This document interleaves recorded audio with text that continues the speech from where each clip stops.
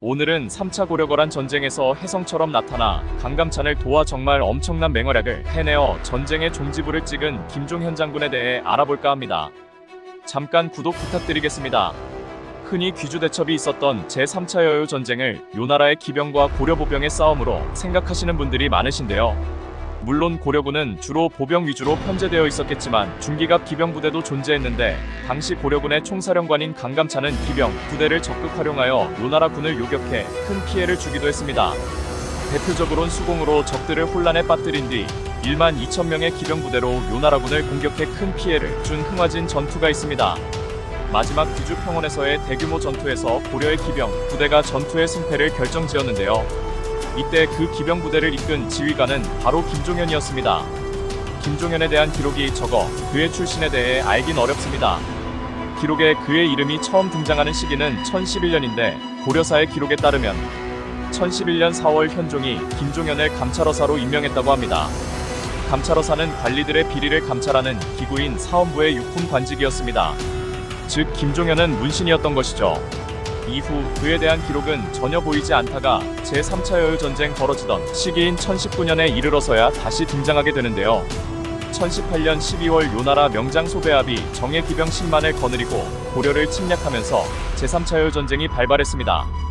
이때 고려 조정은 양규, 김수흥 등의 활약으로 간신히 위기를 넘겼던 2차 여유전쟁 때와는 달리 이번에는 요나라와의 전쟁 준비를 철저하게 해둔 상태였고 곧장 강감찬을 상원수로 강민첨을 부원수로 하여 무려 20만 8천 명의 대군을 이끌고 영주에 주둔토록 하였죠. 당시 고려를 침략한 소배 앞에 요나라군은 주변의 성들을 싹 다 무시한 채 오로지 고려의 수도인 개경으로 집공하는 작전을 펼쳤는데요. 강감찬의 고려군은 개경을 향해 집공하는 요나라의 10만 정예 기병을 흥화진, 자주, 바탄 등에서 요격하여 엄청난 피해를 주었습니다. 하지만 소배합이 이끄는 요나라군은 포기하지 않고 계속해서 개경을 향해 집공하였고 이에 강감찬은 당시 그의 휘하에서 병마판관으로 있던 김종현에게 기명 1만 명을 주어 급히 개경으로 들어가 수비토록 했습니다. 이때 강감찬이 김종현에게 준 군사가 기병인지 정확히 명시되어 있진 않습니다. 하지만 기병 위주의 요나라군을 추월하여 먼저 개경에 입성하는 것은 같은 기병이 아니고서는 불가능했기 때문에 기병이 있을 것으로 추정되고 있는 것이죠. 이후 소배합의 요나라군은 온갖 고생 끝에 드디어 개경 근처에 도착했는데요. 하지만 고려의 현종이 몽진을 떠나지 않고 강한 항전 의지를 보이며 방어 준비를 철저히 해놓은 상태라 개경을 함락시키기 쉽지 않았습니다.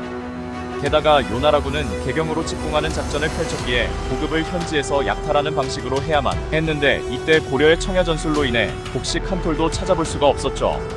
그래서 요나라군은 결국 개경 공격을 포기하고는 철수할 수밖에 없었습니다.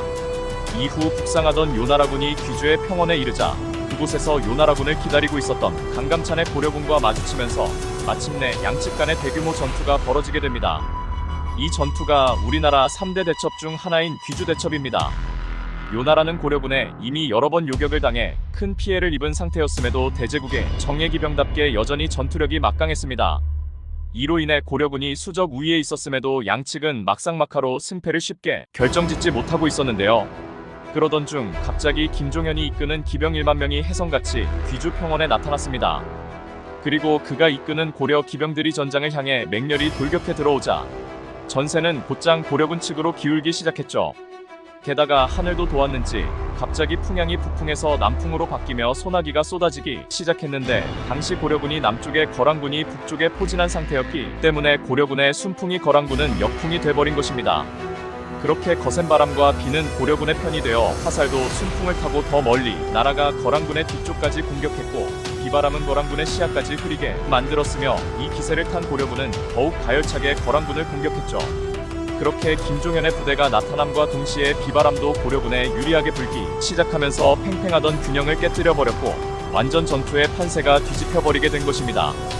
거란군은 김종현의 기병에 크게 동요하여 전멸에 가까운 피해를 입게 되었고 살아 돌아간 병사는 수천 명에 불과했으며 소배합 역시 무기와 갑옷을 벗어 던지고 겨우 살아 돌아갔다고 하죠. 이후 김종현은 예부원해랑, 우간이대부, 우산 기상시 등의 벼슬을 거쳤다고 합니다.